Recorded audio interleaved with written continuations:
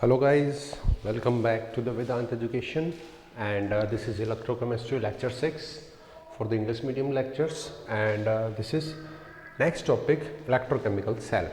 ठीक है, देखिए बच्चों, इससे पहले हमने कोलराउस लॉ तक की बात की थी, Kohlrausch law of free migration of the ions की बात की थी। आज अपन एक नए टॉपिक पे चल रहे हैं जो है हमारे पास इलेक्ट्रोकेमिकल सेल। और शुरुआत में हमने कुछ चीज़ें पढ़ी थी कि इलेक्ट्रोकेमिकल सेल और इलेक्ट्रोलाइटिक सेल में डिफरेंसेस देखे थे जो क्या होते हैं। देखिए, ये है इलेक्ट्रोकेमिकल सेल, एक तरफ ये ले लेते हैं इलेक्ट्रोकेमिकल सेल और दूसरा इलेक्ट्रोलाइटिक सेल। देखो, हमने क्या कहा था कि इलेक्ट्रोलाइटिक सेल में हम बाहर से एक्सटर्नली क्या देते हैं, इलेक्ट्रिसिटी देते हैं, वो केमिकल एनर्जी में कन्वर्ट करता है। और इलेक्ट्रोकेमिकल सेल क्या करता है, हमें वापस इलेक्ट्रिसिटी देता है। तो इलेक्ट्रोकेमिकल सेल केमिकल एनर्जी से इलेक्ट्रिकल एनर्जी देगा, केमिकल एनर्जी से टू इलेक्ट्रिकल एनर्जी में कन्वर्ट करता है। और इसको हम इलेक्ट्रिसिटी देते हैं तो उस इलेक्ट्रिकल एनर्जी को ये किस में कन्वर्ट कर देता है, किस में कर देगा, केमिकल एनर्जी में कन्वर्ट कर देता है। समझ में आ रही बात? देखिए, हमने इलेक्ट्रोकेमिकल सेल की बात की थी कि भैया जो आपकी कार की बैटरी है, इन्वर्टर की बैटरी है, उस पर आपने तार लगाया, बल्ब लगाया, बल्ब अपने आप जलने लगता है। आपने कुछ भी नहीं किया, no external work is done on that battery और सेल टू वर्क आउट। उसको काम करने के लिए बाहर से कोई एनर्जी की ज़रूरत नहीं पड़ी है। ठीक है, दैट मीन्स वो अपने आप काम कर रहा है। उसको हम क्या बोलते हैं, स्पॉन्टेनियस प्रोसेस बोलते हैं। उसमें रिएक्शंस जो है वो कैसी, स्पॉन्टेनियस रिएक्शंस है। तो इसमें क्या है, spontaneous reaction takes place.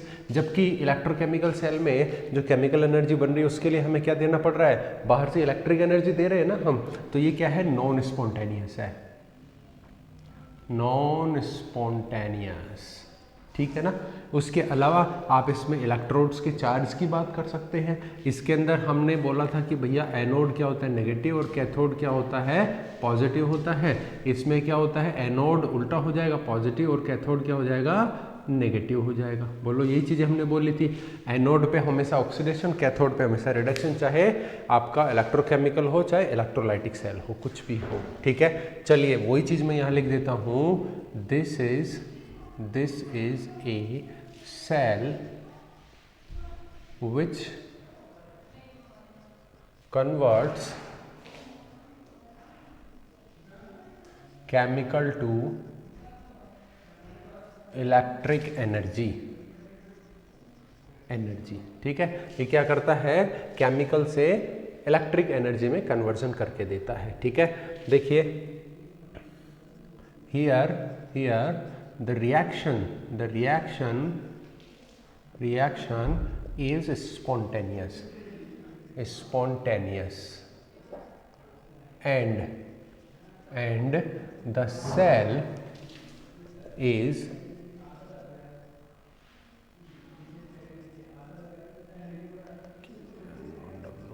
known as galvanic cell. क्या बोलते हैं इसको, गैल्वेनिक सेल बोलते हैं। इलेक्ट्रोकेमिकल सेल को गैल्वेनिक सेल बोलते हैं। और एग्जाम्पल, इसका बेस्ट एग्जाम्पल है Daniell cell. Daniell cell is the best example of galvanic cell और इलेक्ट्रोकेमिकल सेल।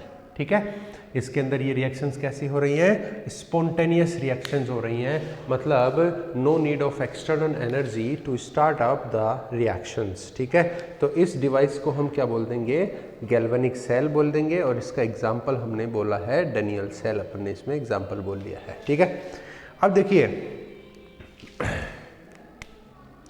इसमें अगर अपन बात करते हैं कि भैया जो डेनियल सेल है हमारे लिए, अब इसकी हम असेंबली की बात करेंगे कि कैसा होता है डेनियल सेल, कैसे वर्कआउट करता है। ठीक है, बाकी इसके इलेक्ट्रोकेमिकल सेल की चीज़ें तो इसमें हमने लिख ली है। आप ये लिख सकते हैं, here anode is negative and cathode is positive. ठीक है, ये चीज़ें हो गई। अब देखिए एग्जाम्पल हम डेनियल सेल का ले रहे हैं and how it works, what is the assembly, ये सब चीज़ें आपको इसमें करनी पड़ेगी। ठीक है, देखिए this is a cell of copper and zinc. ये क्या है? कॉपर और जिंक का सेल होता है। इन Daniell cell, two chambers are having copper and zinc electrode occurs। इसमें क्या होता है? ठीक है, इसमें क्या होता है? दो चैम्बर हैं अलग अलग, जिसमें एक कॉपर का और एक जिंक का इलेक्ट्रोड इसमें रखा हुआ होता है। देखिए इसमें मैं ये लिख सकता हूं कि भैया ये जो आपका सेल है, इट मे और मे नॉट हैव, मतलब इसमें हो भी सकता है और नहीं भी हो सकता। क्या चीज? इट मे और may not have different chambers, different chambers. किसके लिए? दो इलेक्ट्रोड के लिए। सेल में क्या होते हैं? दो इलेक्ट्रोड होते हैं ना, उनके लिए इसमें क्या हो सकता है? इसमें एक ही चैम्बर में दोनों इलेक्ट्रोड हो सकते हैं या अलग अलग में भी हो सकते हैं। इसलिए मैंने लिखा है इट मे और may not contain a different chamber. अगर नहीं है तो सेम चैम्बर हो जाएगा, अदरवाइज नहीं होगा। क्योंकि इसका डेनियल सेल का आप फिजिक्स में देखोगे, फिजिक्स के लैब में आप देखोगे तो वहाँ पे एक ही चैम्बर के अंदर होते हैं दोनों इलेक्ट्रोड। ठीक है, बस उसमें थोड़ा सा सेपरेशन होता है, दोनों इलेक्ट्रोड को एक साथ नहीं रख सकते हैं, फिर तो सेल काम ही नहीं करेगा। उनके बीच में एक सेपरेशन आता है और हम यहाँ पढ़ेंगे उसके अंदर क्या आएगा, एक अलग अलग चैम्बर का सेल अपन पढ़ेंगे। ठीक है, तो कंस्ट्रक्शन देखिए डेनियल सेल का। डेनियल सेल का कंस्ट्रक्शन देखिए। डेनियल सेल के अंदर क्या है? कॉपर और जिंक के इलेक्ट्रोड होते हैं जो क्या होते हैं? दो अलग अलग चैम्बर्स में होते हैं। देखिए अपन ड्रॉ करते हैं इसको।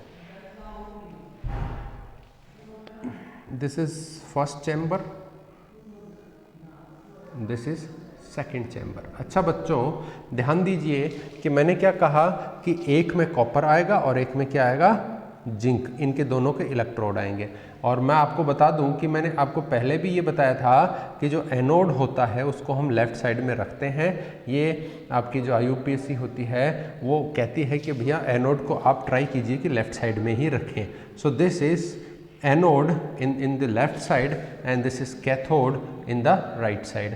और जो एनोड है वो किसका बना होता है? इसमें जिंक का बना होता है और ये किसका बना होता है? कॉपर का। देखो बच्चों अगर आपको असेंबली के बारे में पूरी डिटेल लिखनी हो तो आप लिख लेना, मैं बोल रहा हूँ वो सारी चीज़ें। ठीक है ना, लेफ्ट साइड में आपने जिंक इलेक्ट्रोड रख लिया और राइट साइड में आपने कॉपर का कैथोड रख लिया है। ठीक है, अब देखो इसमें क्या करते हैं, ये जो आपके इलेक्ट्रोड्स हैं वो किस में डिप्ड हैं? इलेक्ट्रोलाइटिक सॉल्यूशन में। मैंने आपको पहले भी कहा था कि electrolytic solution is must in any kind of the cell. किसी भी सेल में सबसे इंपॉर्टेंट बात है कि उसमें इलेक्ट्रोलाइटिक सॉल्यूशन भरा हुआ है। ठीक है, so all these two electrodes are dipped in the electrolytic solution, but in which, किसमें? ये जिंक है वो अपने ही सॉल्ट सॉल्यूशन में भरा रहता है। जिंक है तो वो जिंक सल्फेट ले लिया और कॉपर को भी अपने ही सॉल्ट सॉल्यूशन में ले लिया, कॉपर सल्फेट आपने ले लिया। समझ में आ रही है बात? दोनों किस में हो गए? इलेक्ट्रोलाइट में डिप हो गए। ओके, अब देखो अब हम क्या ले रहे हैं? इलेक्ट्रोकेमिकल सेल पढ़ रहे हैं। इसका मतलब हमें क्या चाहिए? हम क्या लेंगे? इलेक्ट्रिसिटी लेंगे ना, है ना? हम इलेक्ट्रिसिटी लेंगे और इलेक्ट्रिसिटी लेंगे तो हम इसको किससे कनेक्ट कर देंगे बच्चों? एक तो होगा हमारे पास वोल्टमीटर। वोल्टमीटर क्या बताता है? वोल्टेज बताता है कि how much potential in volt is being passed. उस सेल में कितना पोटेंशियल पास हो रहा है, वोल्टेज में बताता है। 2 वोल्ट, 3 वोल्ट, 5 वोल्ट, 50 वोल्ट ऐसे। ठीक है, दूसरा इसके अंदर आप क्या यूज़ कर सकते हैं? इसके अंदर आप वोल्टमीटर हो गया आपका, इसके अलावा आप इसमें एक डिवाइस यूज़ करिए। डिवाइस यूज़ कर दी हमने। ठीक है ना भैया, हम इससे इलेक्ट्रिसिटी ले रहे हैं, इसका मतलब हम कहीं ना कहीं तो कंज्यूम करेंगे ना उस इलेक्ट्रिसिटी को, और इलेक्ट्रिसिटी को कंज्यूम ही नहीं करेंगे तो फिर हमें कैसे मालूम चलेगा कि भैया सेल हमारा काम कर रहा है? ठीक है, कंजप्शन तो हमें देखना पड़ेगा ना उसका इलेक्ट्रिसिटी का। तो कंजप्शन कहाँ? बल्ब लगा दिया मैंने यहाँ पे। ठीक है, this is a device which works on the current which is given by the galvanic cell. ठीक है, ये मैंने बल्ब इसमें लगा दिया है and I am using a switch here, this is the switch. ठीक है, देखो ये क्या है? मैं यहाँ लिख देता हूँ, यहाँ लिखता हूँ V equals two volt meter, ठीक है। ये क्या करता है, शोज द पोटेंशियल, क्या बताता है, सेल का पोटेंशियल बताता है। और ये क्या है बच्चों, this is bulb and what it is, this is switch, है ना। बंद चालू भी तो करेंगे, परमानेंट लगा के थोड़ी छोड़ देंगे, ठीक है।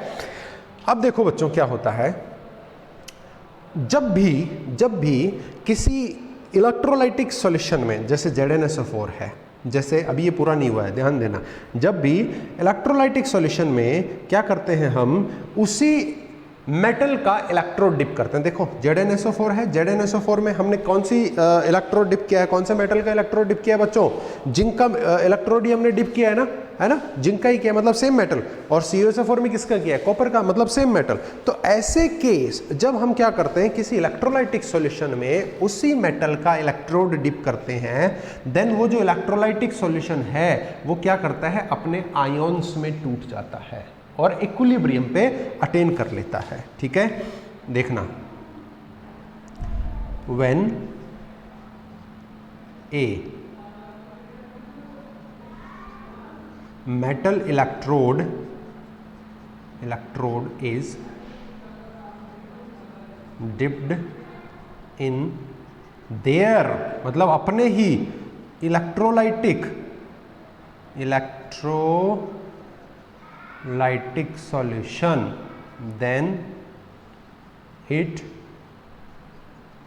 आयोनाइजेस, वो क्या हो जाता है, आयोनाइज हो जाता है। देखो ZnSO4 कैसे होगा, ZnSO4 इक्विलिब्रियम में आ जाएगा बच्चों। इक्विलिब्रियम आपने 11th में पढ़ा, इक्विलिब्रियम मतलब रिएक्शन का फॉरवर्ड और बैकवर्ड दोनों डायरेक्शन में स्पीड बराबर हो जाए। देखो इसमें क्या है, Zn, तो Zn पे क्या आयन होते हैं, Zn2+ होता है, और सल्फेट SO4 पे क्या आ जाएगा, 2- आ जाएगा। अच्छा इस पे क्या हो जाएगा, ये तो किसका हो गया, एनोड के ऊपर रहेगा, ठीक है ना। और कैथोड के ऊपर क्या रहेगा, कैथोड के ऊपर CuSO4 है, तो CuSO4 में भी क्या आ जाएगा, इक्विलिब्रियम आ जाएगा।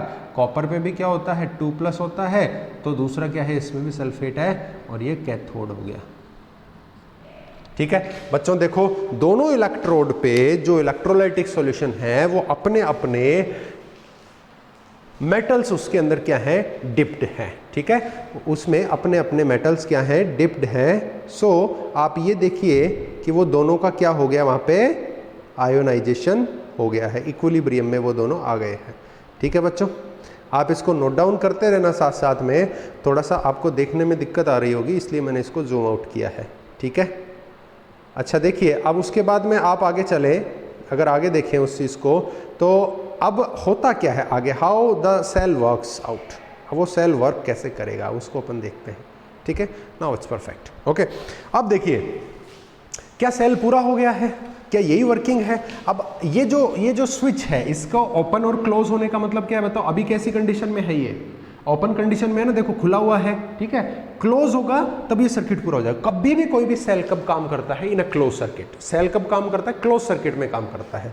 तो देखो कि यहाँ पे आपने ये देखा स्विच बंद कर दिया तो सर्किट पूरा हो गया। Now the cell starts to work, cell क्या करता है, वर्क करना स्टार्ट करता है, और वर्क करना स्टार्ट करेगा तो इलेक्ट्रॉन फ्लो होंगे और उसके अपोजिट डायरेक्शन में इलेक्ट्रिसिटी फ्लो होगी, ठीक है। चलिए अब अपन बात करते हैं आगे। देखो अब हमें ये मालूम है कि भैया ये सेल हमें इलेक्ट्रिसिटी देगा, और कहां से देगा, केमिकल एनर्जी से देगा। और अगर केमिकल एनर्जी से ये इलेक्ट्रिक एनर्जी देगा, then it need to show a reaction. इसमें क्या चाहिए, हमें एक रिएक्शन चाहिए जो क्या करेगी, इलेक्ट्रिसिटी देगी, जो इलेक्ट्रॉन्स फ्लो करेगी। इसका मतलब इसके एनोड पे और कैथोड पे रिएक्शन होगी, ठीक है। अब बात यह आती है कि भैया इलेक्ट्रॉन कौन डोनेट करेगा। हमारे पास एक जिंक है, एक हमारे पास कॉपर है, इन दोनों में से इलेक्ट्रॉन कौन डोनेट करेगा। भैया या तो जिंक देगा तो इलेक्ट्रॉन इधर से इधर आएगा, कॉपर देगा तो इलेक्ट्रॉन इधर से इधर जाएगा, जब भी तो इलेक्ट्रिसिटी फ्लो होगी। तो देखो आपको मैंने हमेशा बोला है कि भैया जिसका पोटेंशियल कम होता है, क्या, जिसका इलेक्ट्रोड पोटेंशियल कम होता है वो इलेक्ट्रॉन डोनेट करेगा, ऑक्सीडाइज होगा। तो मैं आपको यहाँ पे लिख दूं कि जिंक का जो इलेक्ट्रोड पोटेंशियल है, जिंक का ये सब चीज़ें आपको धीरे धीरे समझ में आ जाएंगी। जिंक का जो इलेक्ट्रोड पोटेंशियल है वो -0.76 इलेक्ट्रॉन वोल्ट होता है और कॉपर का जो पोटेंशियल है वो कितना होता है, वो होता है प्लस का 0.34 इलेक्ट्रॉन वोल्ट होता है। अब बच्चों बताओ जिंक और कॉपर में से ऑक्सीडाइज कौन होगा? Who will donate the electrons? Competition होता है ऐसा होते ही। कंपटीशन क्या होता है, देखो यहां पर जैसे ही हमने क्या, अभी क्या है, स्विच ओपन है, स्विच ओपन है तो इसमें क्या हो रखा है, ये रिएक्शन हो रखी है। कौन बैठा है? Zn2+ बैठा है और SO4 बैठा है, ठीक है। और इस वाले चेंबर में भी क्या हो रहा है, ये वाली रिएक्शन हो रही है तो Cu2+ बैठा है और SO4 बैठा है। लेकिन जैसे ही स्विच को क्लोज किया है, स्विच को क्लोज किया है तो इसके अंदर ये वाली रिएक्शन हो रही है ये, और इसके अंदर ये वाली रिएक्शन हो रही है ये दोनों को मैसेज मिल जाएगा कि कॉपर कैसे बैठा है, Cu2+ में बैठा है, ठीक है। और ये इलेक्ट्रोड जो है वो कैसा है, Cu। इसमें क्या है, इस सॉल्यूशन में क्या है, Zn2+ और इलेक्ट्रोड क्या है, Zn, ठीक है। फिर दोनों में लड़ाई होती है, कंपटीशन। क्या कंपटीशन? जिंक बोलता है कि भैया मैं तेरे को Cu2+ नहीं बनने दूंगा, मैं Zn2+ बनूंगा, ठीक है। और कॉपर बोलता है कि नहीं नहीं नहीं नहीं, मैं तेरे को Zn2+ नहीं बनने दूंगा, मैं Cu2+ बनूंगा। इसका मतलब क्या है, these elements, these electrodes fight करते हैं। किस बात के लिए? खुद को ऑक्सीडाइज और सामने वाले को रिड्यूस करने के लिए। किस चीज के लिए फाइट करते हैं? खुद को ऑक्सीडाइज और सामने वाले को रिड्यूस करने के लिए। And who wins? कौन जीतता है भैया? वो जीतेगा जिसका पोटेंशियल कम होगा। जिसका पोटेंशियल कम होगा उसको ऑक्सीडाइज कर दीजिए, उससे इलेक्ट्रॉन डोनेट करवा दीजिए, और जिसका पोटेंशियल क्या है ज्यादा, उसको क्या कर दो, रिड्यूस कर दीजिए। Are you getting my point? बच्चों समझ में आ रही होगी आपको बात, ठीक है। तो देखो जरा, मैंने आपके सामने पोटेंशियल लिख दिए हैं। मैंने आपको पिछली क्लासेस में भी बताया था कि कुछ इंपॉर्टेंट जो है उनके पोटेंशियल्स लर्न कर लें। जिंक का होता है ये, कॉपर का होता है ये, and you clearly mention that zinc का पोटेंशियल कम है, so zinc will be oxidized. बोलो समझ में आया? Zinc will be oxidized. अच्छा देखो जिंक कहाँ है, एनोड पे है या कैथोड पे है? बोलो, एनोड पे है ना। और एनोड पे ऑक्सीडेशन होता है या रिडक्शन होता है? हमेशा ऑक्सीडेशन। अरे भैया एनोड पे हमेशा ऑक्सीडेशन होता है, इसलिए मैंने एनोड में जिंक को लिया है, क्योंकि मुझे मालूम है कि भैया जिंक और कॉपर में से जिंक का ऑक्सीडेशन करवाना पड़ेगा। और जिंक को मैं यहाँ लिख देता तो फंस जाता ना, जिंक इधर लिख देता तो जिंक का ऑक्सीडेशन करवाना पड़ता इसके हिसाब से, और कैथोड पे रिडक्शन करना पड़ता तो पंगा हो जाता ना। मैंने एनोड पे लिखा है तो पोटेंशियल के हिसाब से भी जिंक का ऑक्सीडेशन, और एनोड पे रखा है उसके हिसाब से भी इसका oxidation. So what happens, reaction at anode पे देखो बच्चों क्या होता है, कौन सी चीज होगी, ऑक्सीडेशन होगा, ठीक है क्या। अब देखो ऑक्सीडेशन कैसे होगा भैया, क्या होगा, कौन बैठा है उस पे, जिंक बाबा बैठे हैं। जिंक बाबा क्या करेंगे, जिंक बाबा will donate 2 electrons and will be converted its to the 2+। बोलो ये बात समझ में आती है कि ये कहाँ है, this is in the solid state S। ये सॉल्यूशन वाला नहीं बच्चों, ये वाला नहीं, नो। कौन? ये इलेक्ट्रोड का जिंक, जो जिंक Zn में है ना, ये तो बेचारा पहले ही 2+ है, इसमें तो पहले 2 इलेक्ट्रॉन दे रखे हैं। किसको? SO4 को, समझ रहे हैं। तो कौन देगा अब, ये इलेक्ट्रोड वाला जिंक जो है ना, वो 2 इलेक्ट्रॉन लूज करके खुद को किसमें कर देगा, कन्वर्ट Zn2+ में। और ये कहां आ गया बच्चों, देखो जरा मैं क्या लिख रहा हूं, AQ, मतलब एक्वस में चला गया। तो यहां से सॉलिड जो था ये वाला इलेक्ट्रोड का, वो टूट करके किस में आ गया, इस एक्वस सॉल्यूशन में आ गया। बात समझ में आ रही है क्या आपको? ठीक है, ऑक्सीडेशन हो गया ना, इलेक्ट्रॉन लूज कर दिया। देखो जरा एट कैथोड क्या कर दूं मैं, रिडक्शन। देखो कैथोड पे कैसे होगा रिडक्शन, किसका होगा? अब बताओ, ये जो कैथोड के ऊपर सॉलिड कॉपर का इलेक्ट्रोड है, इसका होगा रिडक्शन या Cu2+ सॉल्यूशन में है उसका होगा? बताओ भैया, इलेक्ट्रॉन देने हैं हमें वापस से, और तो इसके पास तो पहले से ये 0 पड़ा है, कमी थोड़ी है इसके पास इलेक्ट्रॉन, ये नहीं लेगा। कौन लेगा? ये सॉल्यूशन में जो पड़ा है वो। अब देखो यहाँ से डोनेट किसने किया, इलेक्ट्रोड वाले जिंक ने, और यहाँ लेगा कौन, सॉल्यूशन वाला कॉपर का 2+ आयन। ये अरे भैया लेने के लिए कमी चाहिए ना उसके पास, इसके पास कमी है, तो यहाँ पे रिडक्शन किसका होगा, Cu2+ will receive these 2 electrons and gives copper, ये तो सॉलिड में कन्वर्ट हो गया। देखो मजे की बात, एनोड पे तो जो इलेक्ट्रोड था सॉलिड वो किस में चला गया, सॉल्यूशन में Zn2+ में, और यहाँ पर जो सॉल्यूशन में Cu2+ था एक्वस, वो किस में कन्वर्ट हो गया, सॉलिड में। मतलब कहाँ चला गया, इस इलेक्ट्रोड पे जमा हो गया।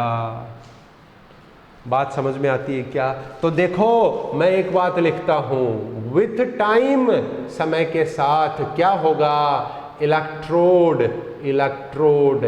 Will be consumed.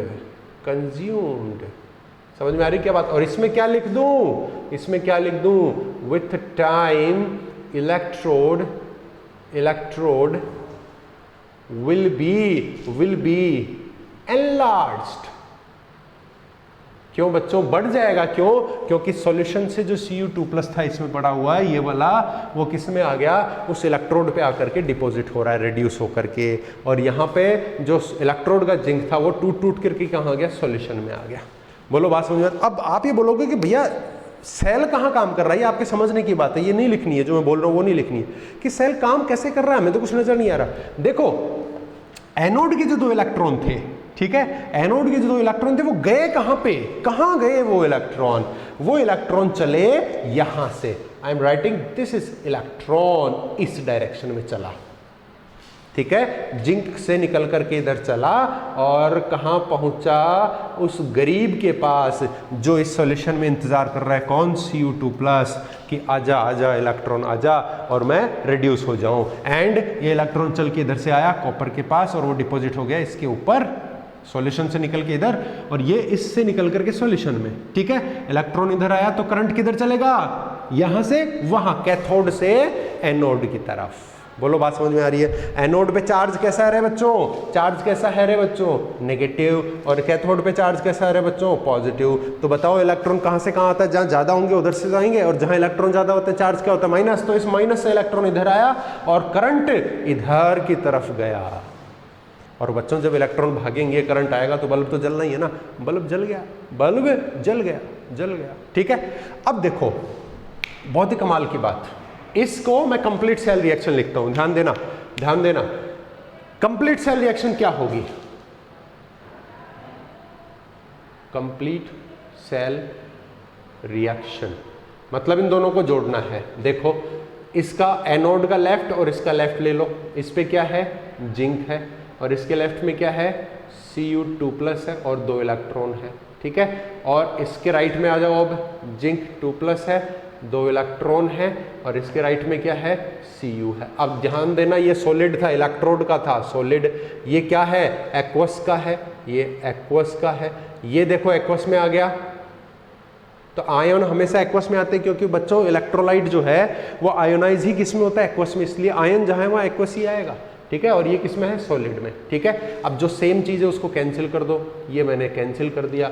Finally what I get zinc solid से 2 इलेक्ट्रॉन किसने लिए, Cu2+, एक्वस ने 2 इलेक्ट्रॉन ले लिए, और वो जिंक तो किस में हो गया, Zn2+ एक्वस में कन्वर्ट हो गया, और Cu2+ जो था वो किस में कन्वर्ट हो गया, Cu सॉलिड में कन्वर्ट हो गया।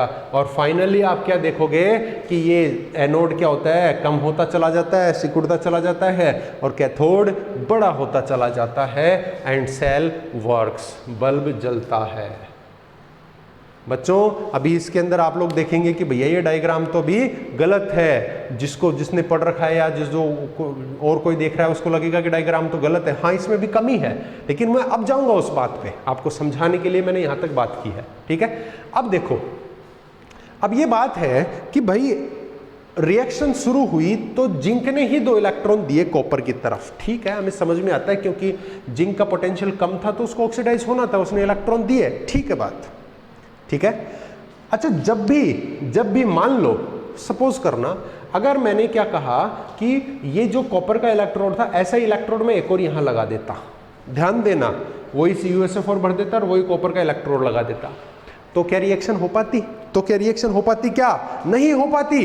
क्यों? क्योंकि उनके पोटेंशियल में डिफरेंस ही नहीं है। क्यों? क्योंकि अगर दोनों तरफ मैं कॉपर लगा देता तो इधर भी पोटेंशियल कितना होता, 0.34, इधर भी कितना होता, 0.34। Why? Cell should work, cell तो काम ही कब करता है, जब उनमें डिफरेंस आएगा। समझ में आ रही है बात? लिख दूं मैं ये बात स्टार मार्क करके ये बात मैं लिख रहा हूं। क्या मैं लिख रहा हूं? Cell works when potential difference between electrode is there.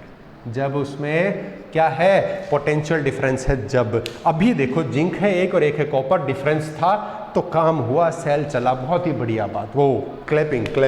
लेकिन अब पते की बात, क्योंकि मैंने आपको समझा दिया दोनों तरफ कॉपर कर दोगे तो पोटेंशियल डिफरेंस ही नहीं रहेगा तो कोई काम नहीं होगा, ठीक है। अब देखो जिंक की नेचर कैसी है? नेगेटिव, इलेक्ट्रोनेगेटिव है ना। देखो इलेक्ट्रोनेगेटिव है जिंक की नेचर, इलेक्ट्रोनेगेटिव है, जब तो ये इलेक्ट्रॉन डोनेट करके खुद को ऑक्सीडाइज कर रहा है। कॉपर की नेचर कैसी है? इलेक्ट्रॉन पॉजिटिव है ना, जब तो इलेक्ट्रॉन लेकर के रिड्यूस हो रहा है। तो भैया सेल में एनोड जिंक की इलेक्ट्रॉन नेगेटिव नेचर है और कैथोड की इलेक्ट्रो पॉजिटिव नेचर है, इसलिए सेल वर्क कर रहा है। एनोड ऑक्सीडाइज हो रहा है, कैथोड रिड्यूस हो रहा है। लेकिन आप गौर करो कि जैसे ही एनोड पे रिएक्शन हुई तो उसमें क्या चीज बढ़ी, कौन सा आयन बढ़ा? देखो जरा एनोड के रिएक्शन को देखो, क्या था? ये जो इलेक्ट्रोड का जिंक था वो किस में कन्वर्ट हो गया? Zn2+ में। और कहाँ गिरा? वो गया कहाँ पे? इस इलेक्ट्रोड पे जो जिंक था वो Zn2+ में बदल के कहाँ गया? इस सॉल्यूशन में तो कूदा, तो इस एनोड के एक्वा सॉल्यूशन में क्या चीज बढ़ रही है? कौन सा आयन बढ़ रहा है? Zn2+, positive ion. सेल क्यों चला था, क्यों काम कर रहा था? क्योंकि इलेक्ट्रोड पोटेंशियल में डिफरेंस है। और जिंक कैसा था? इलेक्ट्रोनेगेटिव। कॉपर कैसा था? इलेक्ट्रोपॉजिटिव। अरे भैया जो इलेक्ट्रोनेगेटिव जिंक में अगर आप पॉजिटिव आयन को बढ़ाएंगे तो इसकी इलेक्ट्रोनेगेटिविटी खत्म होगी कि नहीं होगी? होगी ना। यही है काम की बात, यही है नई चीज। देखो here anode zinc electrode is electronegative and Cu electrode is positive. So zinc is oxidized, but लेकिन with time Zn2+ in electronegative anode and Cu SO4 in electropositive are increased, which disturbs the potential difference.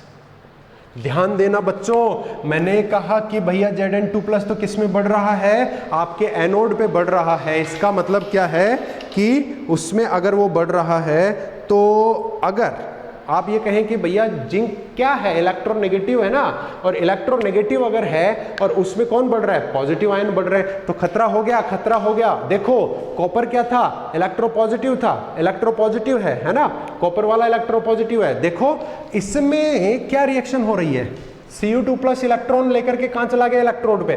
कौन सा Cu2+? इस solution में जो बैठा था, ये वाला Cu2+ इलेक्ट्रॉन लेगा और कॉपर की इस इलेक्ट्रोड पे जमा हो जाएगा, लेगा इस पे डिपॉजिट हो गया, लेगा इस पे डिपॉजिट हो गया। पीछे कौन रह गया?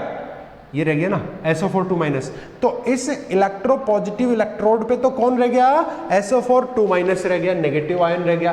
पॉजिटिव पे नेगेटिव आयन रह रहा है, गड़बड़ कर रहा है। और इस इलेक्ट्रॉन नेगेटिव पे जिंक टूट करके Zn2+ पॉजिटिव आ रहे हैं। ध्यान देना, जिस जिंक के नेगेटिव और जिस कॉपर के पॉजिटिव होने की वजह से ये रिएक्शन हो रही थी, उस जिंक के नेगेटिव वाले इलेक्ट्रोड पे तो कौन बढ़ रहे हैं? Zn2+ आयन पॉजिटिव बढ़ रहे हैं, और जिस पॉजिटिव कॉपर वाले इलेक्ट्रोड की बात कर रहे हैं उसमें नेगेटिव बढ़ रहे हैं। बच्चों पोटेंशियल खतरे में आ गया ना। ये नेगेटिव था किसका? जिंक का। ये पॉजिटिव था किसका? कॉपर का। इसमें तो कौन बढ़ रहा है? पॉजिटिव। तो देखो प्लस माइनस कैंसिल होकर 0, इसमें कौन बढ़ रहा है नेगेटिव, देखो ये बढ़ रहा है तो ये भी कैंसिल। अरे पोटेंशियल डिफरेंस खतरे में आ गया, और पोटेंशियल डिफरेंस खतरे में आते ही सेल ने हाथ खड़े कर दिए, कोई काम नहीं करूंगा भैया मैं, खतरे में आ गया पोटेंशियल। ठीक है, समझ में आई बात। तो सेल शुरू में तो काम कर जाएगा इस हाल में, सेल शुरू में तो इस हाल में काम कर जाएगा, लेकिन थोड़ी देर बाद क्या होगा, सेल हाथ खड़े कर देगा। जैसे ही इसमें Zn2+ आना शुरू होंगे और जैसे इसमें से Cu2+ चले जाएंगे, क्या बचेगा, केवल SO4 बचेगा। तो सेल का जो नेगेटिविटी डिफरेंस है ना, वो खतरे में आ गया, सेल वर्क करना बंद कर देगा। So cell stops working and we need a salt bridge। बच्चों ध्यान दो, हमें क्या लगाना पड़ेगा, इसमें एक सॉल्ट ब्रिज लगाना पड़ेगा। यही कमी है उस डायग्राम में, वही मैं आपको वेट कर रहा था कि भैया ये टॉपिक आए और मैं आपको बताऊं कि क्या चीज आपको करनी है। ठीक है, चलो अब देखो, अब मैं ये कहता हूं कि भाई ठीक है सॉल्ट ब्रिज लगा देंगे। भाई बला क्या है, ये सॉल्ट ब्रिज क्या बला है, कहाँ लगती है, ये चीज़ अब अपने को आइडेंटिफाई इसमें करनी पड़ेगी। ठीक है ना, तो इस डायग्राम के अंदर जो आप हमारे पास जो कमी है ना, वो कमी ही क्या है, इस सॉल्ट ब्रिज की है। ठीक है, चलिए अब अपन चलते हैं इसके सॉल्ट ब्रिज के ऊपर। तो पहले तो मैं क्या करता हूँ, सॉल्ट ब्रिज वहाँ लगाता हूँ। ठीक है ना, इस सेल में लगाता हूँ। देखो सॉल्ट ब्रिज कैसे लगेगा, ये जो आपके पास में दोनों कंटेनर हैं, इनको जोड़ देगा।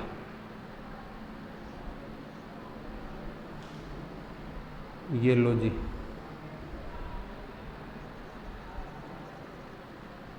यो क्या है, सॉल्ट ब्रिज।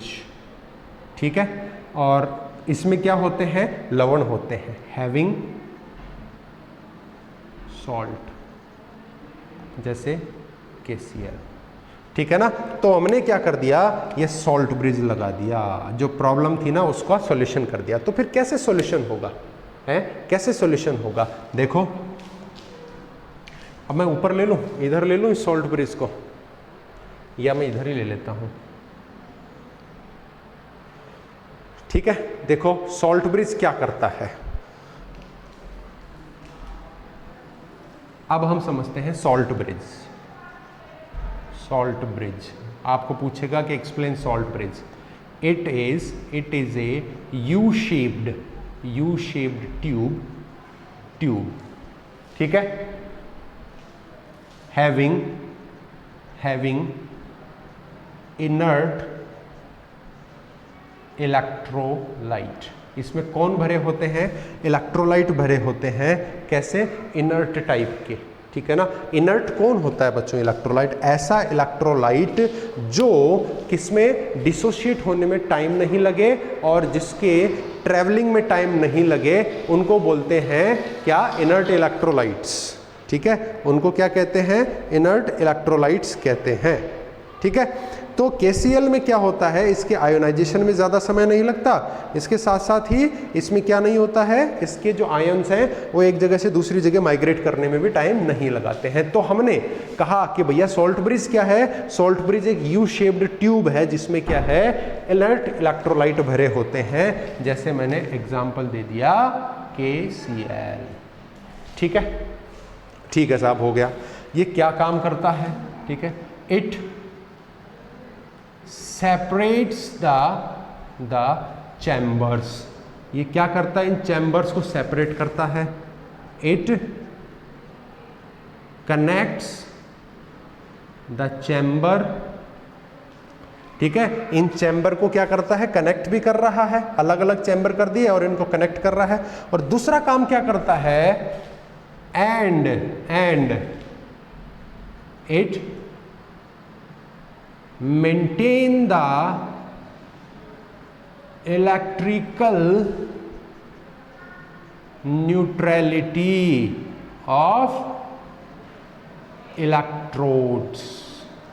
ध्यान देना इस बात पे, मैंने कहा कि जिंक क्या है, इलेक्ट्रॉन नेगेटिव, उसमें Zn2+ बढ़ रहा है तो नेगेटिविटी खतरे में आ गई। ये इलेक्ट्रॉन पॉजिटिव है, उसमें Cu2+ कम हो रहा है, मतलब SO4 2 बढ़ रहा है तो इसकी पॉजिटिविटी खतरे में आ गई। तो ये जो अपनी अपनी इनकी न्यूट्रलिटी थी, उदासीनता थी, वो खतरे में आ गई। उसको बनाए रखता है कौन? Salt bridge. ठीक है, सॉल्ट ब्रिज ये काम कर रहा है ना। अब देखो कैसे कैसे सॉल्ट ब्रिज प्रोवाइड्स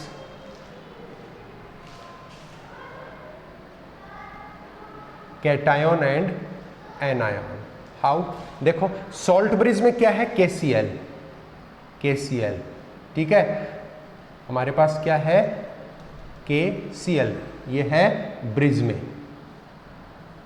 इधर एनोड में कौन बढ़ रहा है? Zn2+, उसको रोकना है, उसको कम करना है, तो इधर तो कौन आ जाएगा? इधर तो कौन आ जाएगा? इसका Cl- आएगा और क्या करेगा? Zn2+ जो बढ़ रहा था उससे क्या कर लेगा? ये रिएक्ट करके क्या बन जाएगा? ZnCl2 बन जाएगा। बोलो बच्चों, समझ में आई क्या? एनोड पे जो Zn2+ बढ़ रहा था उससे रिएक्ट कौन कर गया? हमारे सॉल्ट ब्रिज से निकल कर के आने वाला नेगेटिव आयन क्या कर रहा है? उस जिंक से रिएक्ट कर रहा है। ठीक है क्या? समझ में आई बात? और उसको ZnCl2 में कन्वर्ट कर देगा, मतलब उसकी न्यूट्रलिटी को मेंटेन रखेगा। उसके बाद यहां से जो K+ है वो किधर चला जाएगा? किधर चला जाएगा? इस पे कैथोड पे वहां कौन बढ़ रहा है? SO4 वो किससे रिएक्ट करेगा? SO4 से रिएक्ट करेगा और इसको किस में बदल देगा? K2SO4 में। जो इस कैथोड की पॉजिटिविटी को खतरे में डाल रहा था SO4 उसको तो K+ ने खत्म कर दिया। किसका? सॉल्ट ब्रिज का। और जो इस एनोड की जो नेगेटिविटी है उसको खतरे में डाल रहा था Zn2+, उसको कौन कंज्यूम कर गया? Cl-। किसका? इस KCl का। तो ये है सॉल्ट ब्रिज का काम।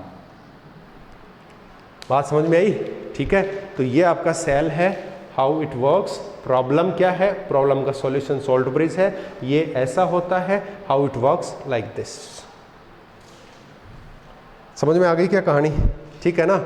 अब देखो इसके बाद में सेल का पोटेंशियल अपन नेक्स्ट क्लास में कैलकुलेट करेंगे और उस पोटेंशियल के ऊपर अपन काफ़ी सारी बातचीत करेंगे। ठीक है, एक छोटी सी चीज़ और देख लेते हैं, सेल का रिप्रेजेंटेशन देख लो बच्चों, how this cell is been represented.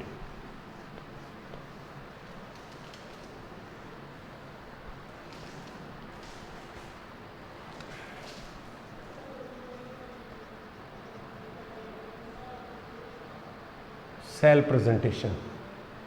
ठीक है, देखो सेल का लेफ्ट साइड में आपको एनोड लिखना है। एनोड पे देखो क्या रिएक्शन हो रही है? जिंक सॉलिड किस में बदल रहा है? Zn2+ में बदल रहा है। तो Zn किस में बदल गया? Zn2+ में। ठीक है, और इलेक्ट्रॉन नहीं रखने हैं। और कैथोड पे क्या हो गया है? Cu2+ किस में बदल गया? Cu2+ किस में बदल गया? कॉपर में। ये सॉलिड था, ये एक्वस में चला गया था, ये एक्वस से निकल करके सॉलिड में बदल गया। ठीक है ना।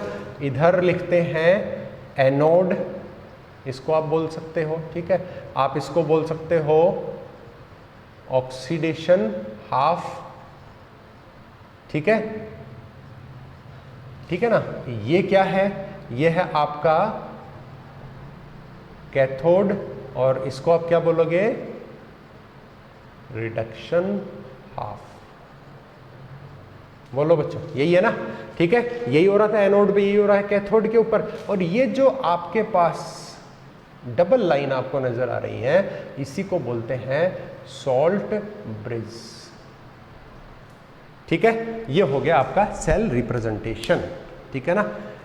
ओके, होपफुली आपको समझ में आया और जितना इसमें होना चाहिए था उतना हमने कवर भी इसके अंदर किया। ठीक है ना। दोनों इलेक्ट्रोड्स की रिएक्शंस को मिला देंगे तो उसको रेडॉक्स रिएक्शन अपन कह देंगे। ठीक है, इसके बाद में हम क्या करेंगे? इस सेल का पोटेंशियल निकालेंगे, फिर उसके बाद में इलेक्ट्रोड का पोटेंशियल निकालेंगे। वो सारी चीज़ें हम इसमें करने वाले हैं। और इसके साथ साथ एक छोटी सी चीज़ मैं आपको और बता दूं। क्या चीज़ मैं बता दूं? कि कुछ एडिशनली, जैसे फिजिक्स की लैब में आप देखोगे तो वहाँ पे बिना सॉल्ट ब्रिज के वो भी होते हैं, क्या आपके डेनियल सेल्स होते हैं। मैं आपको थोड़ा सा हिंट उसका दे देता हूँ।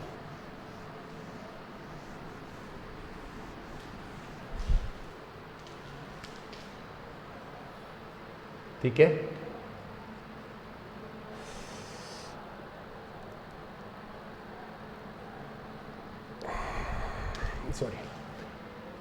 Daniell cell of a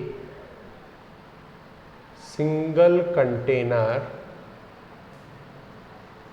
also used। ठीक है, देखो अब देखिए, जैसे मैं आपको डायग्राम बना के देता हूँ, ये एक कंटेनर है, ठीक है, this is a container, copper का कंटेनर है, ठीक है, और ये एक्ट करता है, एक्ट एज कैथोड, ठीक है ना। इसके अंदर देखो क्या है, इसके अंदर एक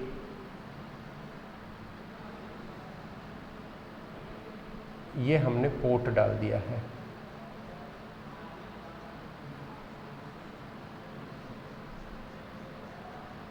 ठीक है। ये कौन है, ये है porous pot, act on the place of salt bridge की जगह काम करता है, ठीक है। इसके अंदर क्या है,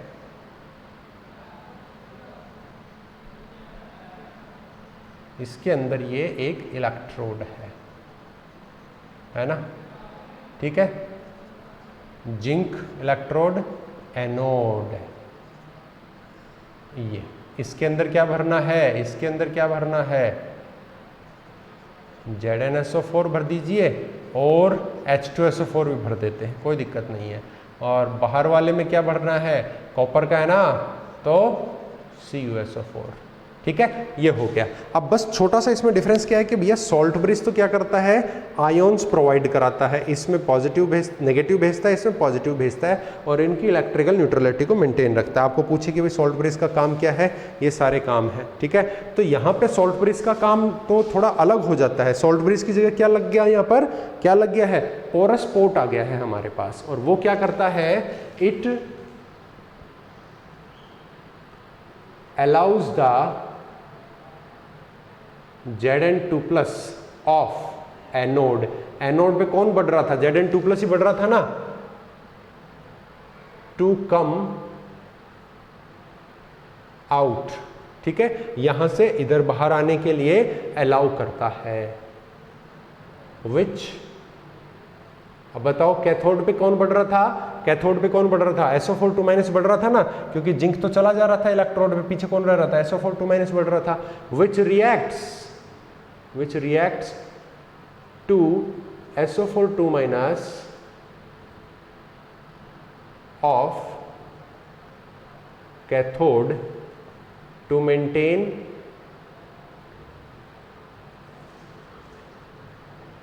इलेक्ट्रिकल न्यूट्रलिटी। बोलो बात समझ में आती है कि यहाँ पे इलेक्ट्रिकल न्यूट्रलिटी कैसे मेंटेन हुई, यहाँ पे Zn2+ बढ़ रहा था, उसको कौन खा गया था, यहाँ से आने वाला एनायन, और यहाँ पे SO4 2- बढ़ रहा था, यहाँ से आने वाला कैटायन, उसको खा करके बराबर न्यूट्रलिटी को मेंटेन रखेगा। यहाँ पे सॉल्ट ब्रिज नहीं है, इसके जो बढ़ते हुए Zn2+ है वो बाहर आ जाएंगे, और बाहर जो SO4 2- एक्स्ट्रा हो गए उनसे रिएक्ट कर लेंगे और न्यूट्रलिटी मेंटेन रहेगी, इसलिए ये सेल वर्क करेगा। So this is all about the Daniell cell. इसके बारे में हम इस सेल के पोटेंशियल की बात करेंगे, डिफरेंट पोटेंशियल्स होंगे, उसके इलेक्ट्रोड पोटेंशियल को कैसे कैलकुलेट किया जा सकता है उसके बारे में हम बात करेंगे नेक्स्ट क्लास के अंदर। So thank you very much for watching. आप इसको रिवाइंड करके बार बार पढ़िए, ठीक है ना। चलिए, होपफुली आपको नज़र आ रहा है। मैं थोड़ा सा इसको जूम इन कर देता हूँ अगर आपको नज़र नहीं आया तो, ठीक है। आप इसका यहाँ पे एक स्क्रीनशॉट ले सकते हैं।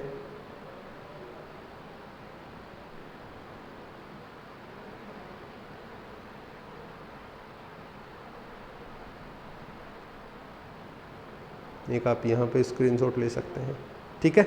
चलिए, thank you very much, will meet again in next class.